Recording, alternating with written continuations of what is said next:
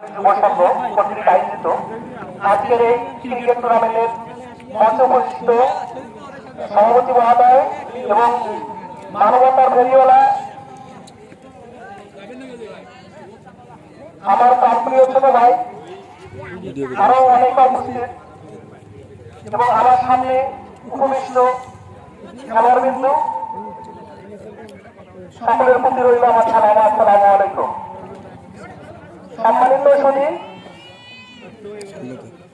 আমরা খেলাধুলার মাধ্যমে মাদক থেকে দূরে থাকতে পারি।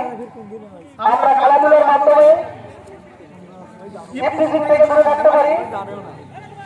আমরা খেলাধুলার মাধ্যমে সকল অপকর্ম থেকে দূরে থাকতে পারি। আমাদের ইয়ং জেনারেশন ছেলেমেয়ে করলে